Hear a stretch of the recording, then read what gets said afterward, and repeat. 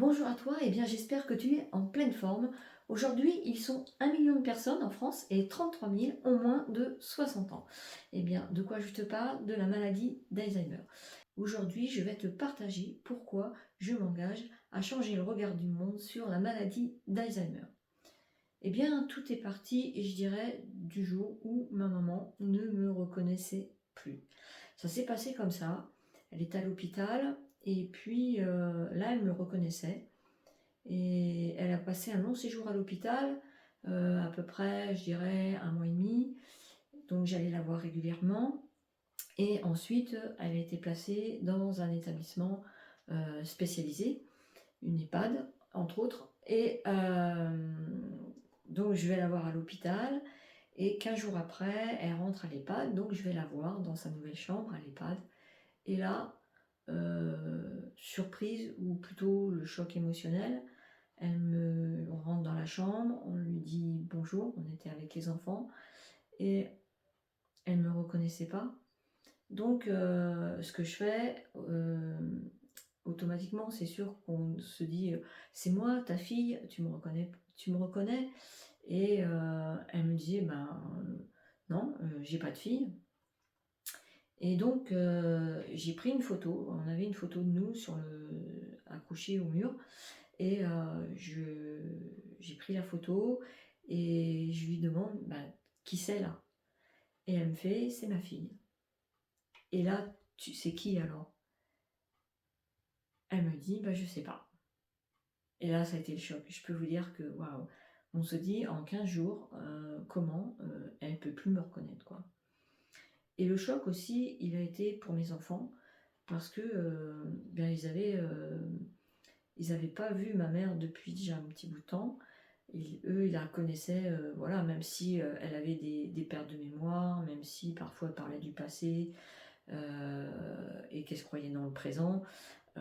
Pour eux, bon, c'était normal, c'était le vieillissement, et il n'y avait pas d'alarme. Mais par contre, le jour où elle m'a plus reconnue, j'ai vu leur regard dans les yeux. Et c'est là que je me suis dit, il y a quelque chose à faire. Ils avaient tellement ce regard de la vieillesse, de dire, bien, d'associer la vieillesse à la sénilité. Je me suis dit, non, c'est pas possible. Moi, on ne dit pas tous comme ça, c'est sûr. Mais l'OMS dit quand même qu'en 2050, il y aura 204% de personnes en plus atteintes de la maladie d'Alzheimer. Et c'est pour ça que aujourd'hui, je me mets en marche pour changer le regard sur cette maladie-là, parce que c'est pas une fatalité. On peut faire quelque chose pour préserver notre mémoire. Et il est bien dit que 40% des cas pourraient être évités en faisant de la prévention, en prenant soin de sa mémoire.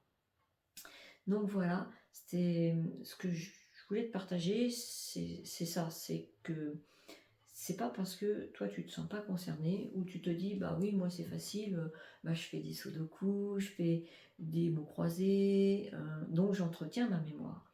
Mais il n'y a pas que ça. En fait, le premier facteur qui influe sur la prévention de la mémoire, c'est l'alimentation. L'alimentation a un rôle très important sur justement la mémoire et ta santé en général. Ensuite vient l'activité physique. C'est-à-dire, est-ce que tu fais de l'activité physique tous les jours? Tu le vois, quand tu commences à prendre de l'âge, tu fais moins d'activité physique parce que tu te dis, bah, je suis un peu plus fatigué. Et puis, tu te recroquevilles sur toi-même.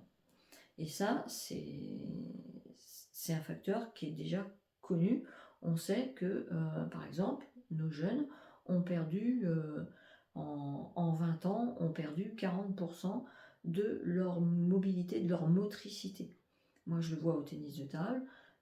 On a des jeunes qui n'ont pas la motricité que nous, on avait il y a 40 ans, par exemple. Parce que bien, nos modes de vie ont changé et les enfants font moins de sport à l'école, courent moins dans la cour. Donc, eh bien, nous, quand ils arrivent dans la section de chez nous, en tennis de table, eh bien, on voit que leur motricité n'est pas encore affinée, affûtée. Voilà.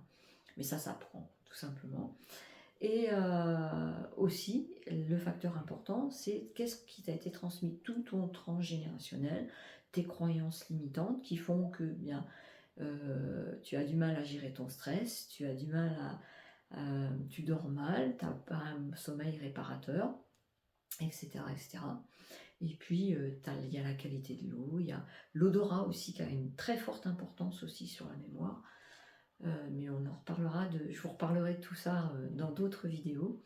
Donc voilà, c'était mon partage du jour. Si toi aussi, eh bien, tu as envie de t'investir dans la prévention de ta mémoire, eh bien, like cette vidéo, partage et contacte-moi en MP pour savoir eh bien, qu'est-ce qu'on peut faire ensemble pour préserver ta mémoire.